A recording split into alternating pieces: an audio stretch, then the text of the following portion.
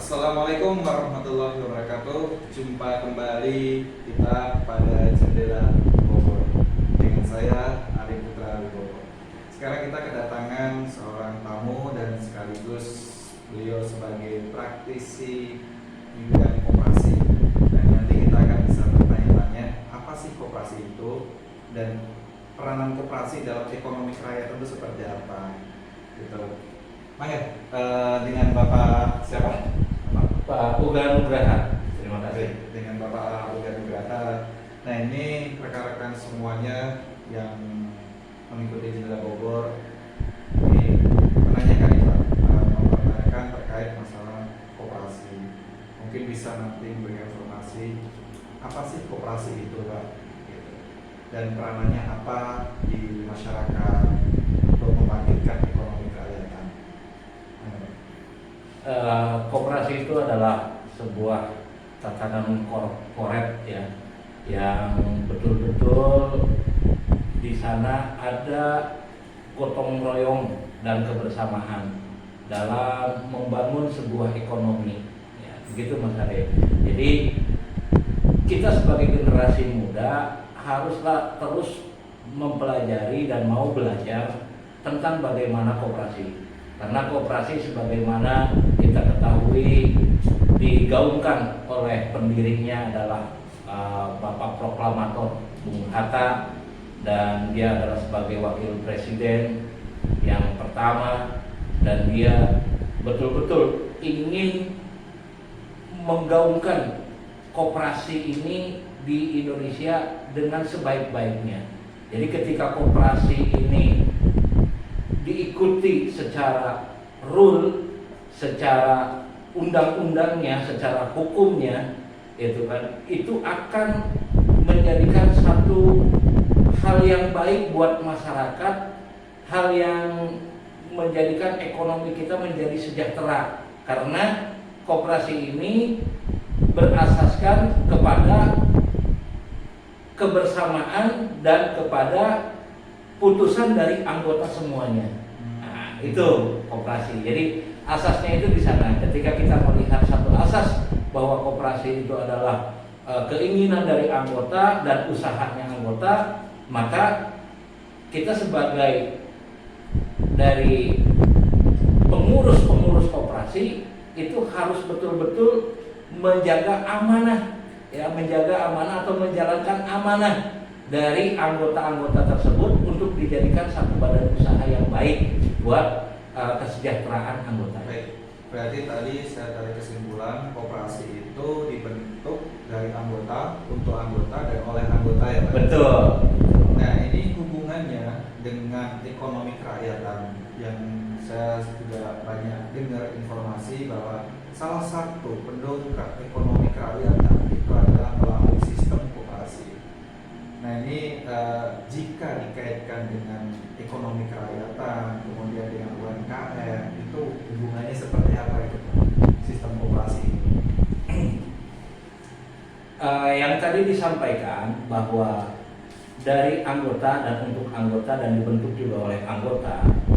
Nah, di sini kita harus betul-betul sebagai dari pengurus koperasi harus betul-betul kreatif, mempunyai kreativitas dan inovatif, sehingga bagaimana dia memberikan masukan-masukan kepada anggotanya untuk dibentukkan satu badan usaha UMKM, ya, usaha menengah kecil, ya, usaha kecil menengah, dan juga bagaimana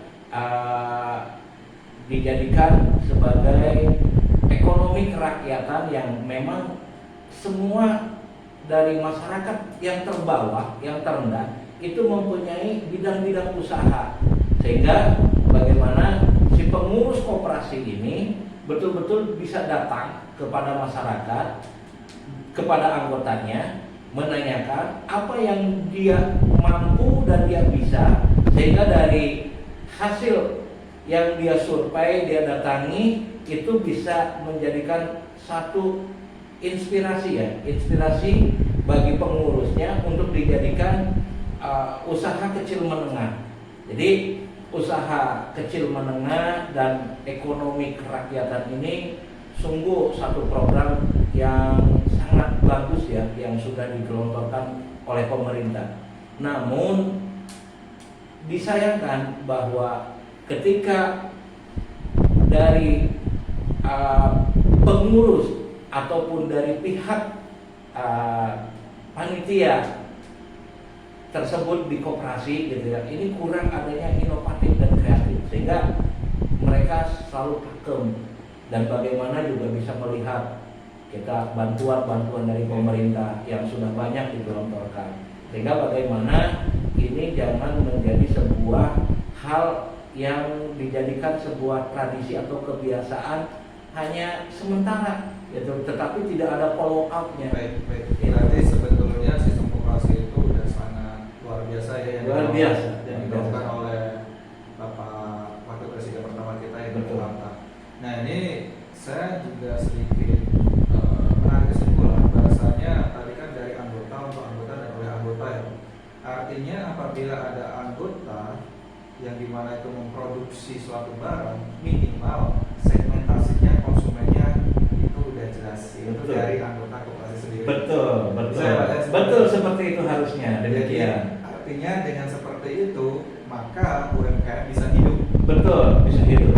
Iya, betul sekali. Karena segmentasinya itu jelas, yaitu dari anggota, dan juga boleh ya Pak ya, kalau misalkan koperasi itu menjual kepada non anggota, supaya jaringannya lebih luas itu. Boleh.